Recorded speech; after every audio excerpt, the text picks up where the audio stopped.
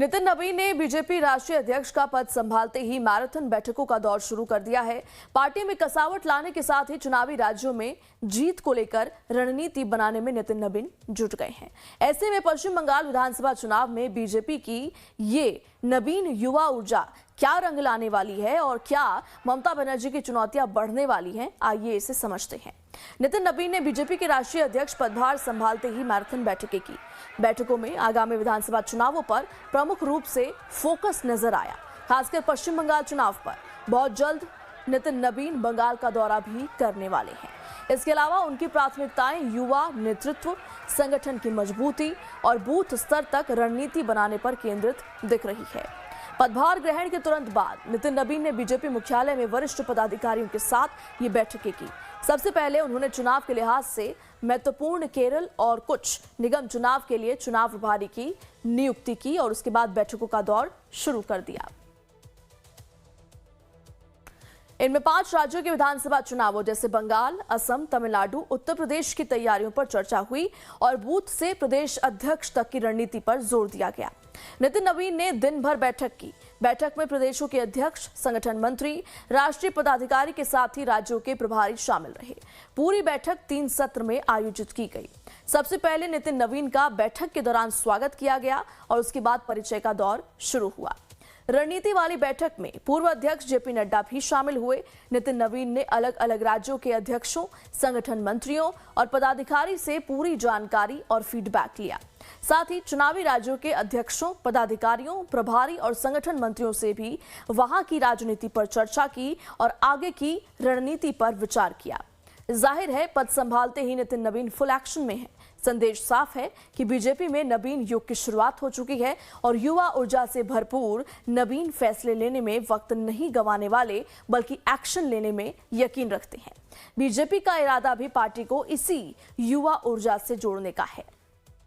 उनके अध्यक्ष बनने पर यूथ में बहुत जोश है, तो ये तो सौभाग्य है कि यही भारतीय जनता पार्टी है कि कहां से कौन कब राष्ट्रीय अध्यक्ष बन जाए, ये भारतीय जनता पार्टी में ही संभव है और किसी दल में संभव नहीं है। बैठकों में राज्य में संगठन की स्थिति, पार्टी की आगे की रणनीति, स्थानीय निकाय में चुनाव की तैयारी पर भी चर्चा हुई। बैठक में नितिन नवीन का अध्यक्ष के तौर पर संबोधन भी हुआ।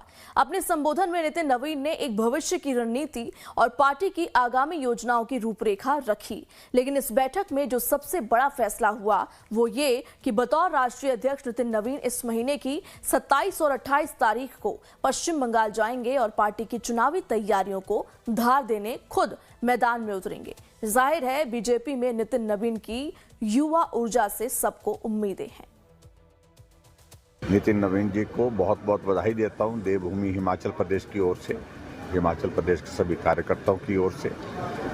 और निश्चित रूप से हम सब के लिए ये बहुत बड़ी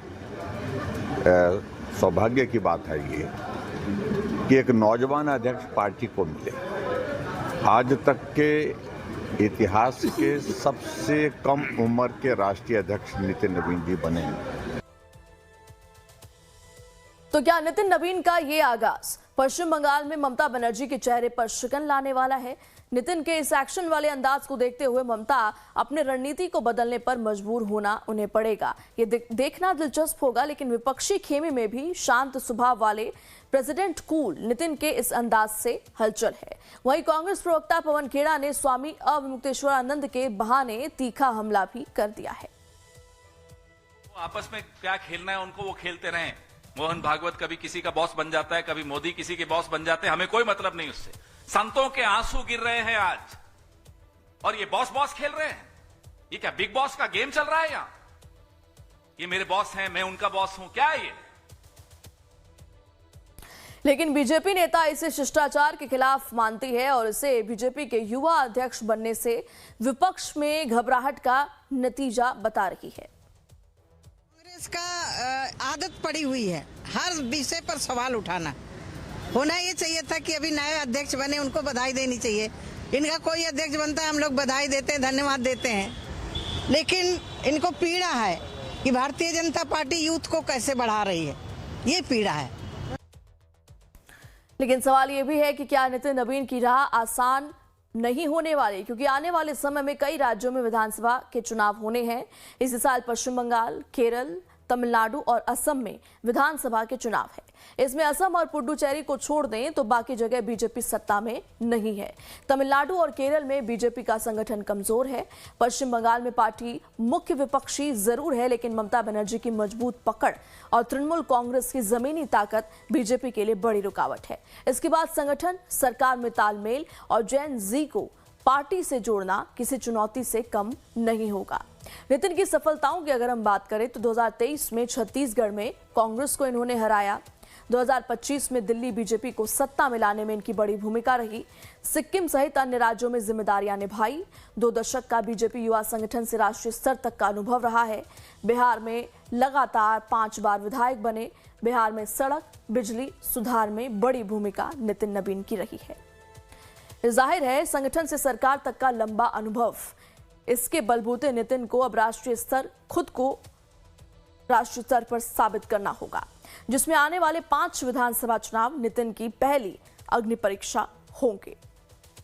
मंगलवार को बीजेपी अध्यक्ष का कार्यभार संभाला और कार्यभार संभालते ही एक्शन मोड पे आ गए नितिन नबीन। सबसे पहले नियुक्त की कुछ चुनावी राज्यों में प्रमुख नियुक्तियां की गई।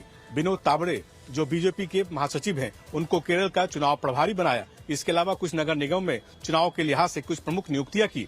उसके बाद सीधे बुधवार को पार्टी के जनरल सेक्रेटरीज, पार्टी के प्रदेश अध्यक्षों की एक लंबी चौड़ी मीटिंग ली और उसमें तय किया कि पार्टी की आगामी रणनीति क्या होने वाली है।